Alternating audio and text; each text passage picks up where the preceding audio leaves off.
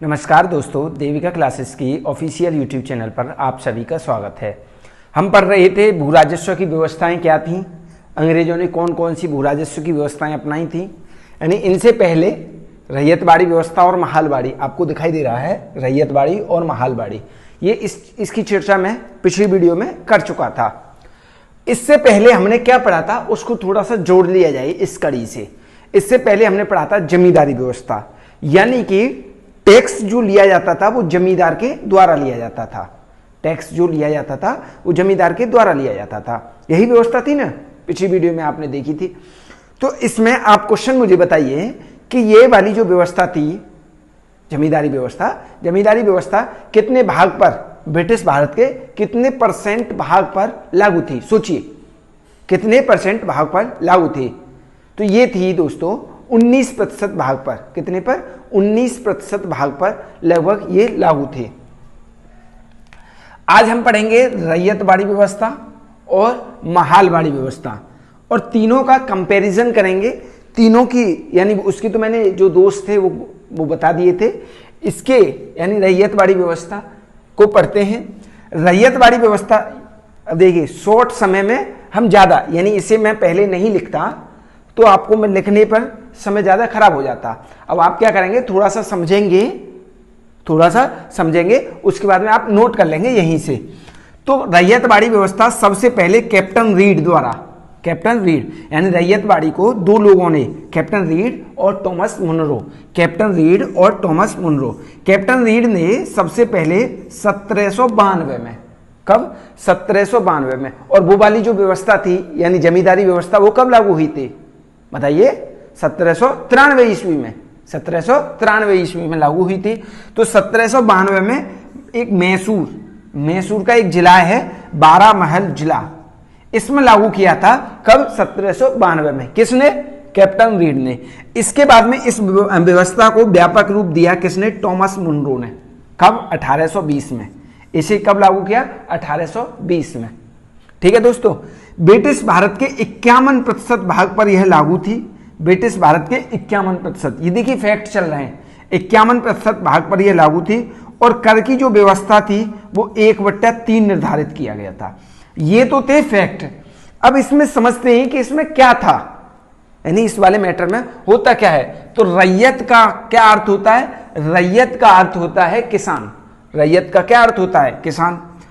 अब जो लगान था, जो टैक्स था, वो सीधे सीधे किसानों से लिया जाने लगा। इस व्यवस्था के अंतर्गत सीधे टैक्स किसानों से लिया जाने लगा इस व्यवस्था के अंतर्गत। ठीक। अब चूंकि टैक्स की कर जो था यानी टैक्स की जो दर थी, कर की जो दर थी वो 1/3 थी। यानी कि आपने 3 किलो अनाज उगाया तो 1 किलो अनाज किसको देना पड़ता था? अंग्रेजों को देना पड़ता था। होता यह था, इसके दुष्प्रभाव क्या पड़ेंगे अब, यानी इसमें मालिकाना हक, भूमि का मालिकाना हक किसके पास था? किसान के पास था। किसके पास था? किसान के पास था। कि चूंकि कभी कभी आपात की भी स्थिति आ जाया करती थी, अकाल आ जाया करता था। क्या आ जाया करता था? अकाल आ जाया करता था, या वर्षा नहीं होती थी, बहुत सारी समस्याएं थी, अनाज पैदा नहीं होता था। क्योंकि जो हमारे यहाँ की कृषि है वो किस पर डिपेंड है? मानसून पर डिपेंड है। तो उसमें किसान से कतई भी रियायत नहीं की जाती थी।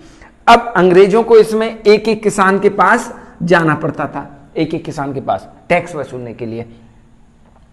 अब किसान क्या करते थे, यानी कि एक हिस्सा उनको दे दिया करते थे, 2 हिस्सा हमारे पास रहा करते थे, उसमें सारा गुजारा किया करते थे। फिर आने वाली खेती के लिए भी तो पैसा चाहिए होता था, आने वाली खेती के लिए भी पैसा चाहिए होता था। तो यहां पर एक शब्द आता है महाजन।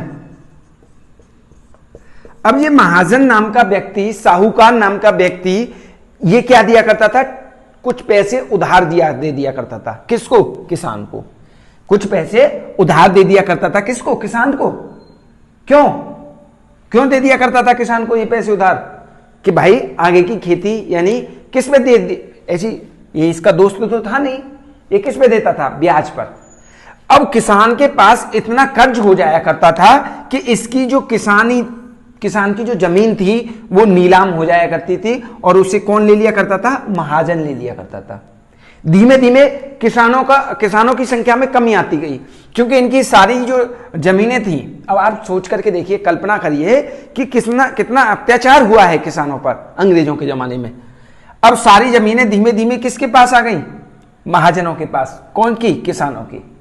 ये इसमें एक दुष्प्रभाव था। अब क्वेश्चन आता है कि ये बताइए भारत के कौन कौन से क्षेत्र पर लागू था? भारत के कौन कौन से क्षेत्र पर लागू था?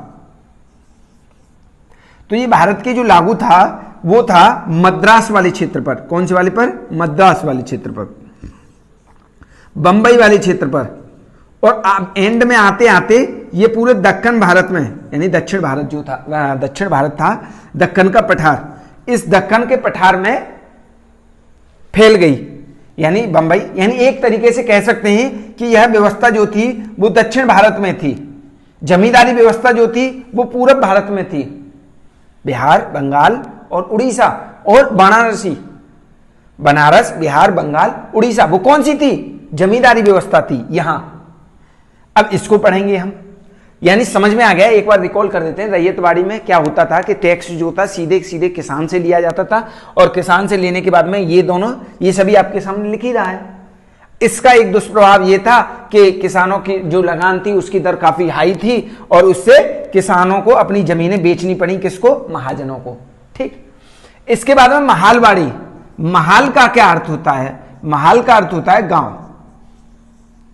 महाल का क्या अर्थ होता है? गांव।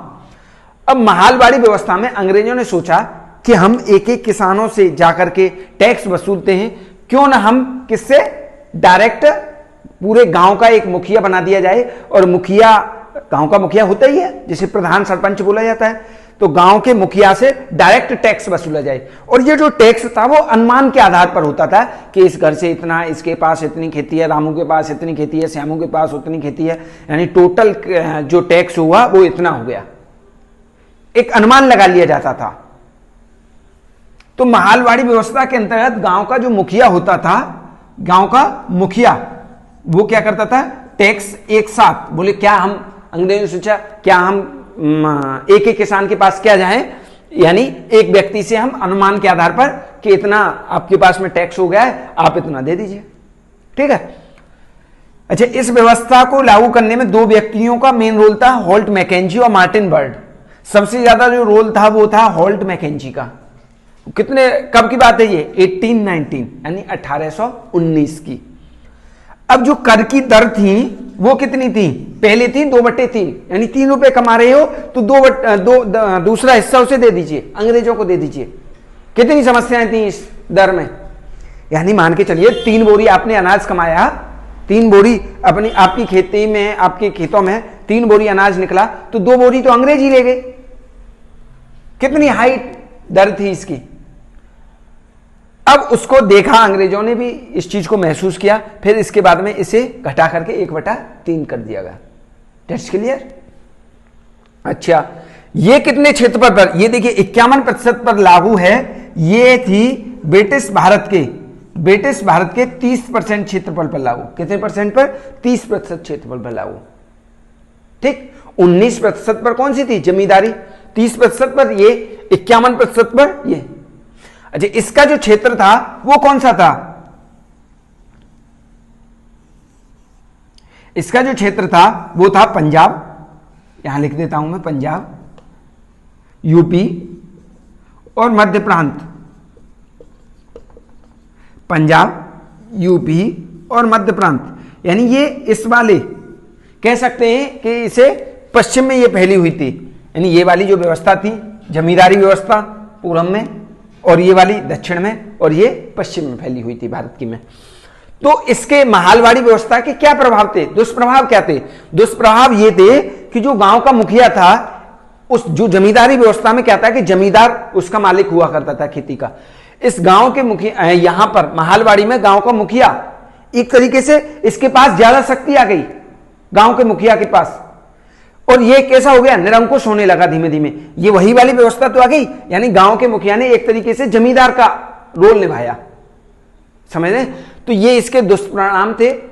हमने ये पढ़ा बड़े अच्छे तरीके से, कम समय में ज्यादा मटेरियल इकट्ठा किया है। कम समय में ज्यादा मटेरियल आपको कंटेंट देने का प्रयास किया है। तो आगे अब हम शुरुआत करेंगे 1857 की क्रांति की, और उसे 2 वीडियोज में। देखिए मुझे पता है कि लंबी वीडियोज जब हो जाती हैं या ज्यादा वीडियोज हो जाती हैं तो छात्र का देखने का मन नहीं करता, हौसला उधर ही टूट जाता है। तो हम 2 वीडियोज में 1857 की क्रांति को पूरा कवर करने का प्रयास करेंगे। धन्यवाद।